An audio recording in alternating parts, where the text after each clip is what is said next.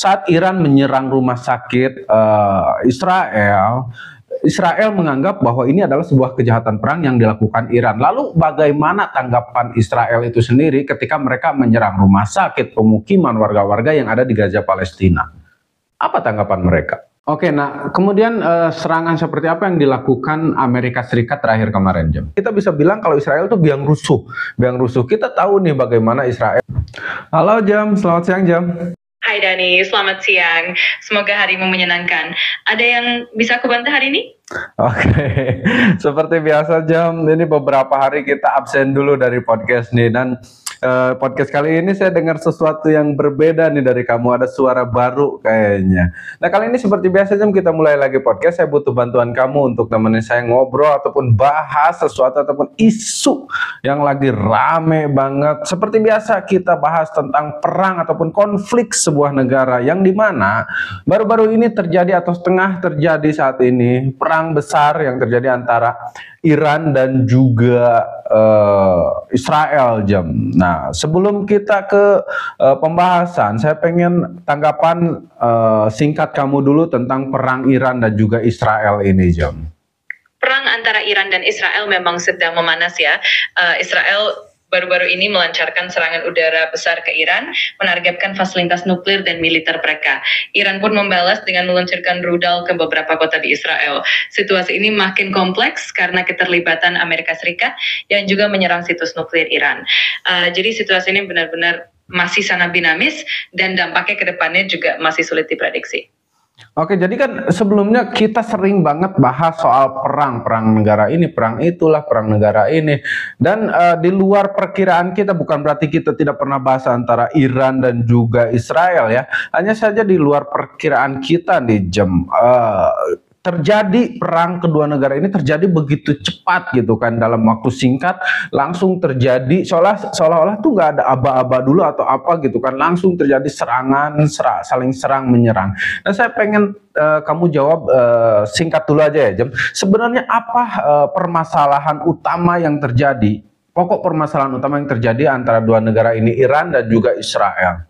Permasalahan utamanya sebenarnya berakar dari perbedaan ideologi dan keamanan regional. Israel khawatir dengan ambisi nuklir Iran yang dinilai bisa mengancam keamanan Israel, sedangkan Iran merasa Israel adalah ancaman bagi stabilitas kawasan Timur Tengah. Konflik ini juga dipicu oleh dukungan Iran terhadap kelompok-kelompok yang dianggap sebagai musuh Israel di kawasan, seperti Hezbollah di Lebanon. Jadi intinya memang konflik ini sangat kompleks dan sudah berlangsung lama.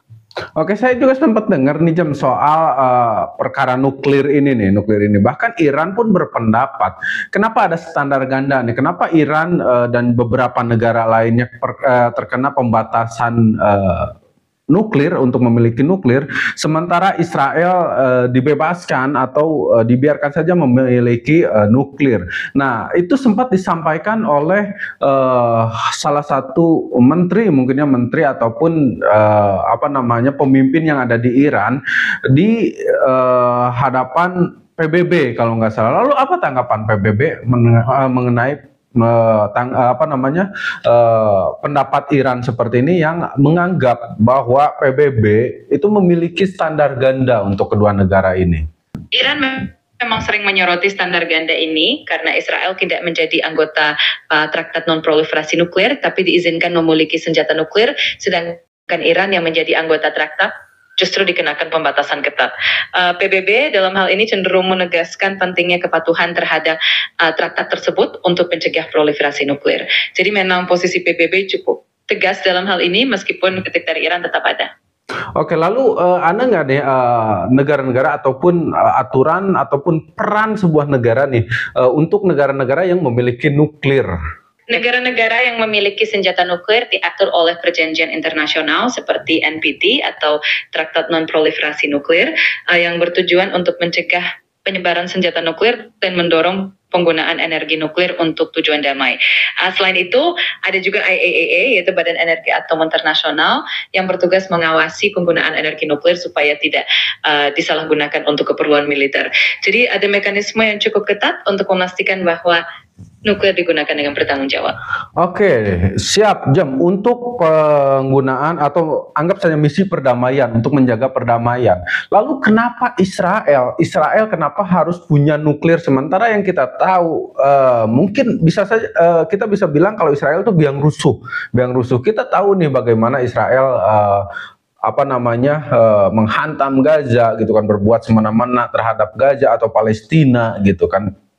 Itu tidak bisa disebut penjaga perdamaian. Mereka justru yang buat kerusuhan. Kenapa Israel diizinkan dengan kondisi negaranya seperti itu? Kenapa mereka diizinkan untuk memiliki nuklir? Ada nggak sempat adakah larangan atau tindakan terkait kepemilikan nuklir Israel ini, Jom? Memang banyak yang mempertanyakan kenapa Israel diizinkan memiliki senjata nuklir, padahal mereka sering dianggap sebagai pihak yang memicu konflik, terutama di wilayah Palestina. Israel sendiri tidak pernah secara resmi mengonfirmasi atau menyangkal kepemilikan nuklir, dan mereka juga tidak menjadi anggota Traktat Non-Proliferasi Nuklir.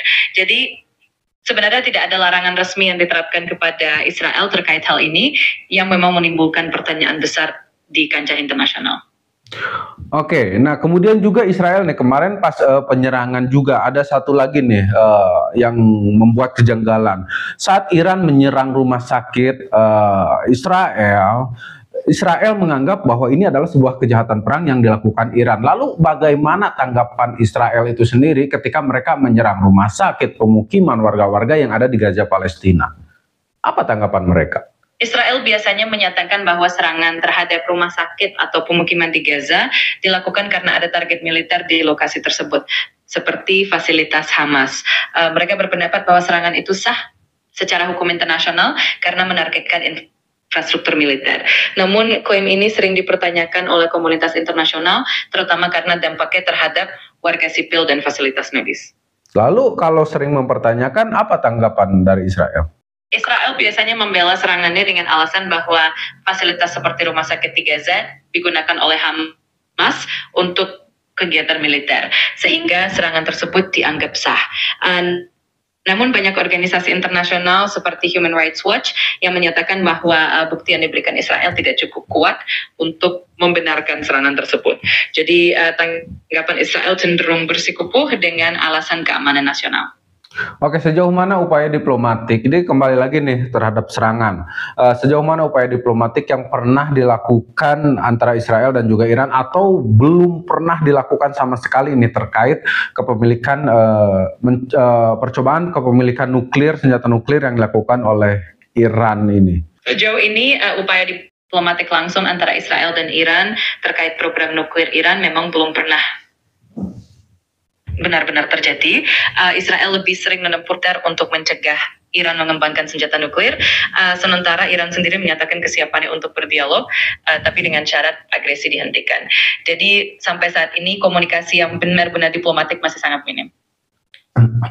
Oke, nah kemudian serangan seperti apa yang dilakukan Amerika Serikat terakhir kemarin, Jam? Amerika Serikat terakhir kali meluncurkan serangan udara besar-besaran yang dikenal dengan nama Operasi Midnight Hammer pada 22 Juni 2025. Mereka menargetkan 3 fasilitas nuklir utama Iran, yaitu Fordo, Natanz, dan Isfahan. Serangan ini melibatkan pesawat pengepung B-2 Spirit dan rudal Tomahawk dari kapal selam. Presiden AS Donald Trump mengklaim bahwa fasilitas-fasilitas tersebut telah dihancurkan sepenuhnya, tapi Iran membantah klaim ini dan berjanji akan membalas. Oke, nah senjata seperti apa yang digunakan oleh Amerika Serikat? Kenapa ledakannya itu terlihat begitu besar, Jam? Amerika Serikat menggunakan bom hancur bunker JBU-57 dan rudal Tomahawk. Ledakannya besar karena JBU-57 dirancang untuk menghancurkan fasilitas bawah tanah yang sangat kuat, menghasilkan ledakan besar saat meledak di dalam tanah. Adakah indikasi pelanggaran yang dilakukan oleh Amerika Serikat terkait serangan ataupun penggunaan senjata ataupun bom yang dilakukan atau yang digunakan oleh Amerika Serikat, Jam? Ada yang berpendapat bahwa penggunaan bom penghancur bunker oleh AS bisa melanggar hukum internasional, terutama terkait dengan dampaknya pada warga sipil. Organisasi seperti Human Rights Watch mengkritik serangan yang menargetkan fasilitas yang dekat dengan kawasan sipil. Meski AS mengklaim bahwa serangan itu sah karena menargetkan fasilitas militer Iran. menurut informasi yang saya dengar, kalau serangan yang dilakukan oleh Donald Trump ataupun keputusan yang dilakukan oleh Donald Trump ini tanpa adanya perundingan ataupun izin daripada anggota dewan yang ada di Amerika Serikat ataupun kongres tertentu gitu. Jadi ini tuh keputusan sepihak yang dilakukan oleh Donald Trump, bahkan menimbulkan kritik ataupun protes keras oleh anggota dewan maupun masyarakat Amerika itu sendiri. Seperti apa, Jem? Betul. Keputusan Donald Trump untuk melancarkan serangan ke Iran tanpa izin dari Kongres memang memicu kritik keras. Banyak anggota Dewan Perwakilan Rakyat dan Senat AS yang menilai bahwa tindakan tersebut melanggar prinsip checks and balances dalam sistem pemerintahan AS. Mereka berpendapat bahwa keputusan militer besar seperti itu seharusnya didiskusikan dan disetujui oleh Kongres, karena melibatkan potensi konflik besar. Selain itu, serangan itu juga menambah ketegangan dengan Iran yang semakin memperburuk hubungan internasional. Nah, itu dia, Jem, yang menjadi masalahnya adalah peran Amerika Serikat atau keterlibatan Amerika Serikat dalam perang ataupun konflik Israel dan juga Iran ini. Menurut saya itu akan sangat memicu eskalasi perang yang lebih besar gitu kan, yang bisa saja melibatkan lebih banyak negara lagi, terutama yang kita tahu dari isu-isu yang beredar seperti China ataupun Rusia bisa saja ikut berperan, bukan perang ya, ikut berperan untuk membantu Iran ataupun untuk terlibat langsung dengan perang ini. Ada nggak kemungkinan ke sana ataupun mungkin nggak terjadinya eskalasi perang yang lebih besar seperti itu, Jom? Memang, keterlibatan Amerika Serikat dalam konflik ini bisa memicu eskalasi yang lebih besar, terutama mengingat posisi strategis China dan Rusia. China yang memiliki hubungan dekat dengan Iran bisa saja memberikan dukungan politik atau ekonomi kepada Iran, bahkan mungkin secara militer jika situasi memburuk. Rusia juga memiliki kepentingan di Timur Tengah dan bisa terlibat dengan mendukung Iran sebagai bagian dari persaingan global melawan pengaruh Barat. Namun, meski ada potensi keterlibatan mereka, kedua negara ini lebih cenderung mengutamakan pendekatan diplomatik atau tidak langsung untuk menghindari konflik besar. Oke, sehingga situasi berkembang. Jika Amerika Serikat terus terlibat secara intens, bukan tidak mungkin ada intervensi lebih lanjut dari negara-negara besar tersebut. Tapi, besar kemungkinan mereka akan berusaha menghindari perang terbuka yang dapat memicu konflik global.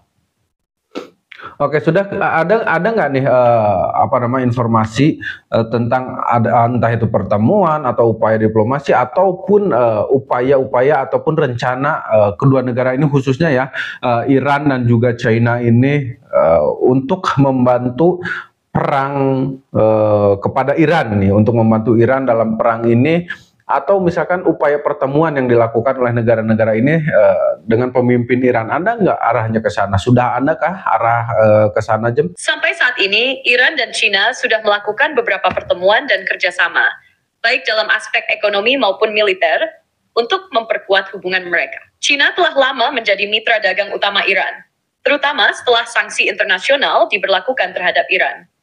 China juga mendukung Iran dalam beberapa forum internasional seperti di PBB dengan menentang sanksi lebih lanjut dan mendesak dialog.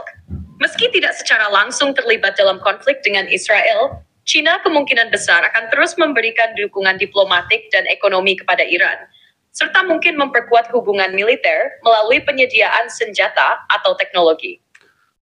Namun, sejauh ini, belum ada bukti yang menunjukkan bahwa China siap untuk terlibat secara langsung dalam konflik militer antara Iran dan Israel, meskipun mereka mungkin meningkatkan tekanan diplomatik untuk mengurangi ketegangan. Secara keseluruhan, China lebih cenderung mengambil pendekatan strategis untuk mendukung Iran melalui jalur diplomatik dan ekonomi, sementara memastikan bahwa keterlibatannya tidak memicu konflik global. Oke, lalu seperti apa hubungan antara China dan juga Israel, Jem? Hubungan antara China dan Israel cukup kompleks dan didasarkan pada kepentingan ekonomi dan teknologi. Meskipun China dan Israel memiliki perbedaan ideologi politik, mereka memiliki hubungan yang sangat baik di sektor perdagangan, terutama dalam bidang teknologi tinggi, inovasi, dan infrastruktur. China adalah mitra dagang besar bagi Israel, dan Israel sering menyediakan teknologi canggih untuk sektor pertahanan dan teknologi China. Namun, hubungan strategi terkadang tegang, terutama terkait dan kawasan Amerika Serikat. China dan Israel seringkali harus menyeimbangkan hubungan mereka dengan AS yang merupakan sekutu utama Israel. Meski begitu, China terus memperkuat kerjasama dengan Israel, terutama dalam bidang perdagangan dan penelitian ilmiah. Jadi, meski hubungan China dengan Israel tidak sekompleks dengan Iran, mereka tetap memiliki saling ketergantungan dalam beberapa sektor penting. Meski secara geopolitik, China lebih mendekati Iran dalam konteks menghadapi dominasi AS di kawasan. Oke, lalu apa tanggapan Donald Trump, tanggapan terakhir Donald Trump setelah melakukan penyerangan?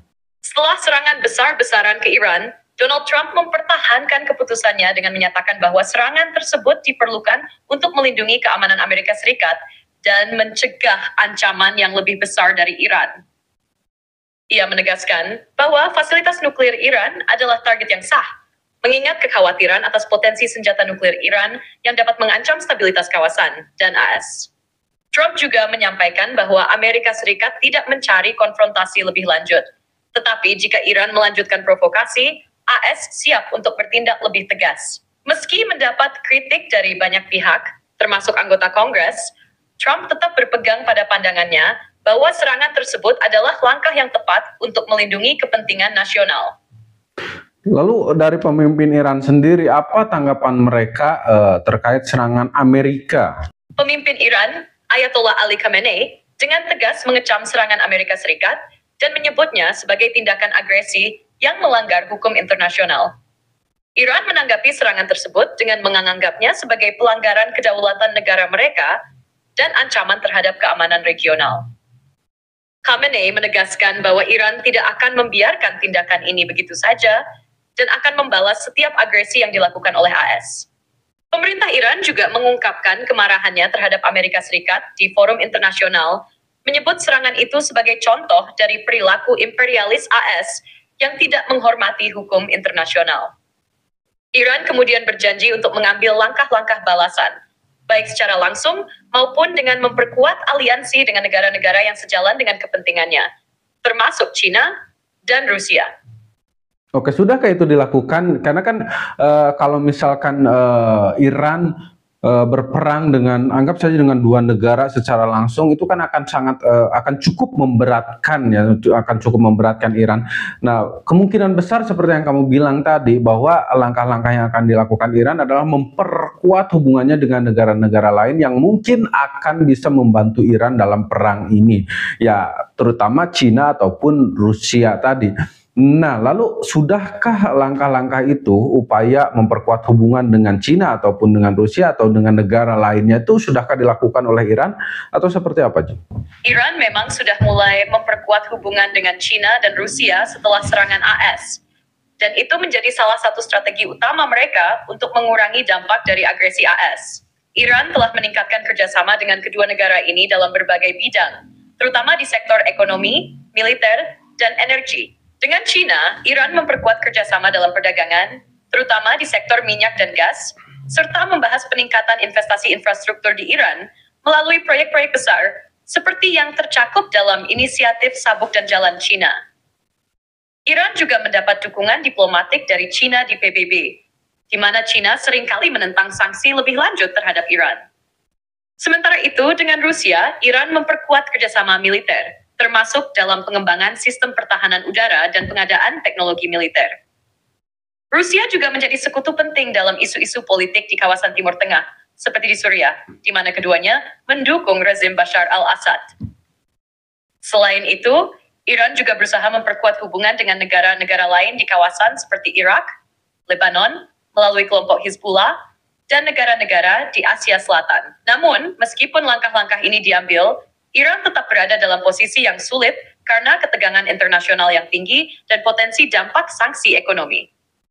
Jadi, meskipun Iran belum terlibat langsung dalam perang besar dengan AS, mereka sudah berusaha menggalang dukungan dari negara-negara yang memiliki kepentingan strategis serupa, terutama China dan Rusia, untuk memperkuat posisi mereka dalam menghadapi tekanan internasional.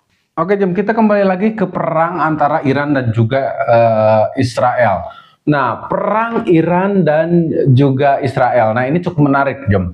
Yang sering dibahas-bahas ketika perang Israel adalah Iron Dome yang selalu mereka bangga-banggakan. Nah, jadi antara dua negara ini memang kalau secara head to head mereka memiliki peringkat yang tidak beda jauh gitu kan. Ini adalah lawan yang seimbang. Israel diunggulkan oleh teknologinya, kemudian Iran diunggulkan oleh kuantitinya. Nah, yang lagi ramai dibicarakan adalah Iron Dome Israel yang selalu dibangga-banggakan katanya hanya mampu bertahan sekitar 12 sampai 15 hari jika terus-menerus menerima serangan yang dilakukan oleh Iran. Sementara mungkin sekarang udah hari ke-8 atau ke-9 saat video ini dibuat ya. Mungkin ini adalah hari ke-9 ataupun ke-8 perang atau serangan yang dilakukan oleh Iran. Nah, jika serangan terus-menerus dilakukan oleh Iran, lalu kira-kira apa nih yang akan terjadi dengan Iron Dome ataupun Israel itu sendiri? Iron Dome memang menjadi andalan Israel dalam menghadapi serangan roket. Tetapi, sistem pertahanan ini tidaklah sempurna. Iron Dome dirancang untuk mencegat roket pendek yang mengarah ke area pemukiman atau infrastruktur penting. Namun, jika serangan roket terus-menerus dilakukan dalam jumlah besar, kemampuan Iron Dome bisa kewalahan, karena kapasitasnya dalam mengatasi banyak roket secara bersamaan. Jika Iran terus melancarkan serangan roket dalam jumlah besar, bisa diperkirakan bahwa dalam beberapa hari atau minggu, Iron Dome mungkin akan mengalami kesulitan untuk menjaga keefektifannya. Serangan berkelanjutan dapat menguras persediaan misil pencegat dan mempengaruhi sistem operasionalnya. Watch 3. Selain itu, dalam skenario jangka panjang, Israel harus bergantung pada strategi tambahan untuk melawan ancaman, seperti serangan balasan atau memperkuat pertahanan udara dengan sistem lain, seperti David Sling atau Arrow, yang juga bagian dari sistem pertahanan Israel. Tapi, jika serangan berlanjut dengan intensitas tinggi, Israel bisa mengalami kerusakan yang signifikan pada infrastruktur dan sumber daya militer mereka, meskipun mereka masih unggul dalam hal teknologi.